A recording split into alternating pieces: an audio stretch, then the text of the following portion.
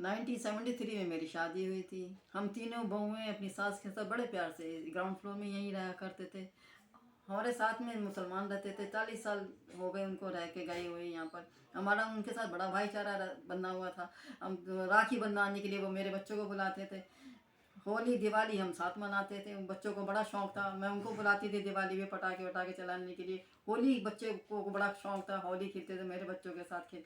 इधर साथ में हमारी बंगालन बहन जी थी, उनके साथ मेरा बड़ा अच्छा भाईचारा था। उनके साथ उठ के छत पे जाना, शाम को काम से निमट कर घंटों घंटों में आपस में बातें करा करते थे।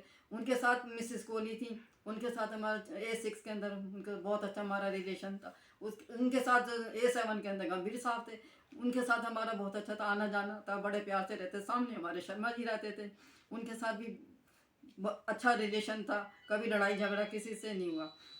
1913 में जब से 2013 में जब से ये ऊपर आया सुनील शर्मा, इसने हमारा जीना दुभर कर दिया। इसने परेशान कर दिया जीना, 2 घड़ी सांस लेना भारी कर दिया इसने हमारा।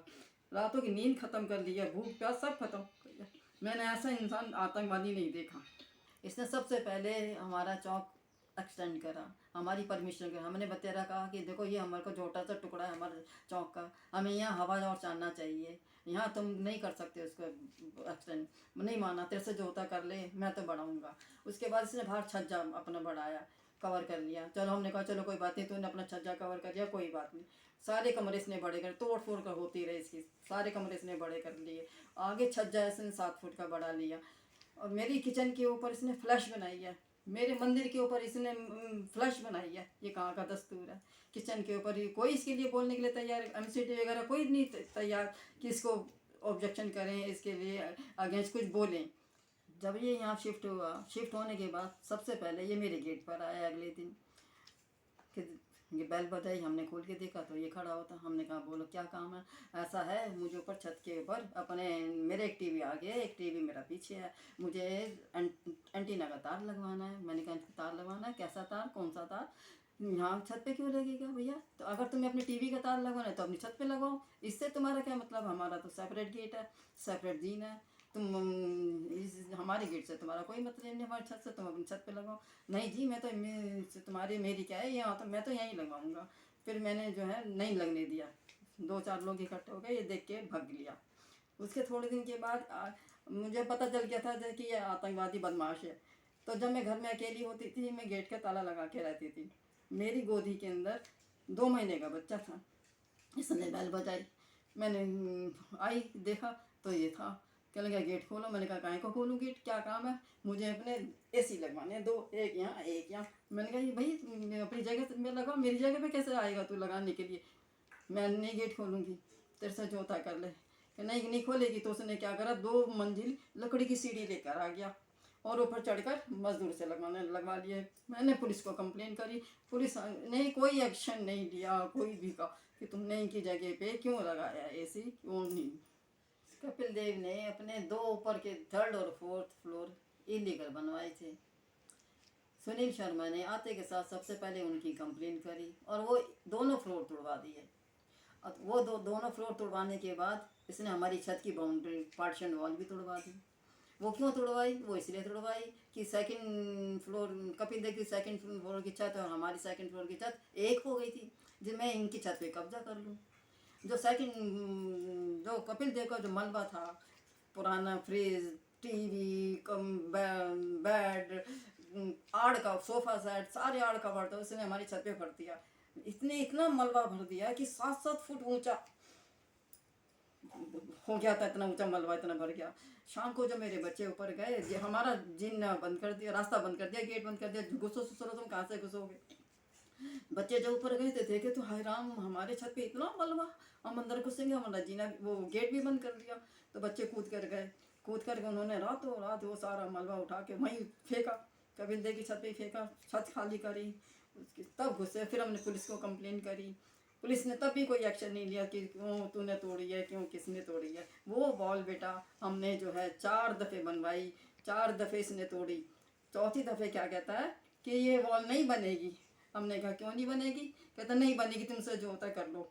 आखिर हमें मजबूर होके केस करना पड़ा। वो केस हमारा आज तक चल रहा है। आज तक हम इस बुढ़ापे के अंदर कोर्ट कचहरी के धक्के खा रहे हैं। हमारी ऊपर जो छत की दीवार है वो लीगली बनी हुई थी। जो जब जब बाबूजी जैसा डिवीज़न करके गए थे उसी हिसाब से हमारा ऊपर तक का बना हुआ था। हाँ, ये कोर्ट की दीवार कोर्ट के आदमी बना के, उनके ऑर्डर से, उनके वो लोग बना के गए, हमारे ग्राउंड चौक से लेकर ऊपर टॉप फ्लोर तक बना के गए हैं। वो इसने इसकी इतनी हिमाकत हुई, इसने इसकी हिम्मत हुई, इसने हमारी दीवार तोड़ दी। और कुछ दिन के लिए कपिल देव की फैमिली वहाँ शादी में चले गए थे। किसी रिश्तेदार के घर शादी थी, वहाँ चले गए 2-4 दिन के लिए। पीछे से ने क्या करा तो वो भी तोड़वा दिए, दोनों, 3rd फ्लोर 4th फ्लोर, और नीचे ग्राउंड फ्लोर में दीवार तोड़ के अंदर कब्जा कर लिया, अंदर घुस गए। 2nd फ्लोर के दीवार तोड़ के 2nd फ्लोर में घुस गए, नीचे से लेके ऊपर तक का पूरा कब्जा कर लिया। जब वो आए वहाँ से शादी में आए, पता चला उन लोगों को, वो देखते दिख रहा, गेट में नहीं घुसने दे रहे उनको, खड़े के बाहर खड़े रह गए। फिर उन्होंने पुलिस में कंप्लेन करी, केस करा, तब जाके वो अंदर घुस पाए हैं। और उनके मन में, बाप बेटे के मन में इतनी दहशत हो गई, इतनी दहशत हो गई, उन्होंने कोर्ट के ऑर्डर से बना तो दिया, कोर्ट से ऑर्डर मिले थे कि जैसा तुम्हारा पहले बना हुआ था वैसे ही बना दो, तुम, हम ऑर्डर दे रहे हैं। तो पुलिस वालों ने भी पूरा साथ दिया, उन्होंने बनवा लिया। अब दोनों बाप बेटी के पेट में ऐसे दहशत बैठी, उन्होंने क्या करा, फटाफट किसी और को, जितेंद्र यादव को बेच के चले गए कि भैया गुंडे बदमाश कौन जीतेगा, हमारे बस का तो है नहीं। जितेंद्र यादव के साथ भी, अब उसके साथ भी यही कहानी चल रही है कि उसको, वो बेचारा गेट के बाहर खड़ा हुआ है, अंदर नहीं घुसने दे रही, नीचे की बाउंड्री लाइन तोड़ दी, दीवार तोड़ दी। 1st फ्लोर में, ग्राउंड फ्लोर में घुस गए दीवार तोड़कर, 2nd फ्लोर में खिड़की तोड़ के घुस गए हैं। उसके चौक में से नाली की पाइप काट दी है, पीवीसी पाइप, उसके वो नल के पाइप काट दिए, लाइनें काट दी हैं, सब कुछ। वो चौक, उसका पानी मेरे चौक में आया तो मैं घबरा गई। मैंने कहा अरे बाप रे, ये कहाँ से नदी नाले बह रहे हैं और हमारे घर में पानी कहाँ से आ रहा है। जब देखा, अरे ये शैतान 8-10 मजदूरों को खड़ा करके हमारे जाल पे काम करा रहा है। तो मैंने कहा कि अरे, मैं चीखी, मैंने कहा ये क्या, मेरे इन्वर्टर फूक जाएगा, मेरा इन्वर्टर रखा हुआ है। तो तब उनको बड़ी मुश्किल से वो हटाया। 2 घंटे के बाद उन्होंने वो पानी रोका, मेरा इन्वर्टर फूक गया। आज तक ये 2nd टाइम है जो मेरा इन्होंने इन्वर्टर फूका। जब कपिल देव के साथ तो लाइन काटी थी, तब भी मेरे चौक में पानी आया, मेरा इन्वर्टर फूक गया था, मैंने दूसरा लगवाया, और 2nd टाइम इन्होंने फिर मेरा दूसरा इन्वर्टर को फूक दिया। सवेरे 6 बजे से हथौड़े बज जाते हैं, ठक ठक ठक ठक, हम सो के उठते भी नहीं है, इसके हथौड़े बज जाते हैं। ये घबराहट होती है सवेरे उठते के साथ ही, अरे कहाँ तोड़ा, क्या कर रहा है। कई बार तो ऐसा लगता है जैसे हमारी चौक की दीवार पर हथौड़े बजा रहा है, अब टूटी, अब टूटी, अब ये घुसा, अब घुसा। पुलिस को फ़ोन करके कंप्लेन करते हैं। ये रात को 11 बजे तक हथौड़े बजते रहते हैं। ऊपर सब कमरा आके हमारे घर में देखिए, सर्वे करिए, या सब कमरों की छत के जो प्लास्टर हैं इसने उखाड़ रखी है, बुरा हाल कर रखा छतों का। मेरे बाथरूम का प्लास्टर उखड़ा हुआ छत का, मेरे किचन में तरेड़े आ रही हैं, मेरे किचन के ऊपर इसने फ्लैश बना रखी है, सारा फ्लैश का पानी मेरे गैस के ऊपर टपकता है, मेरे किचन के ऊपर टपकता है। मैं खाना मेरा बनाना मुश्किल हो रहा है। हम जैन लोग हैं, हम प्याज लहसुन नहीं खाते, लैट्रिन का पानी आ रहा है हमारे घर में। पुलिस वालों को कंप्लेन करते हैं, कोई सुनवाई नहीं है, कोई कुछ नहीं है। सारा नक्शा इसने बदल दिया है, सारा ही टोटली कर दिया है। कुछ कहने पर इसके कोई असर नहीं होता है। और रोज़ दूसरे दिन हमारे घर में गुंडे भेजता है, पुलिस वाले भेजता है, तुम ये मकान बेच के जाओ यहाँ से, 1.5 करोड़ पकड़ो तुम मेरे से, यहाँ से निकलो, मैं ये मकान लेके ही रहूँगा।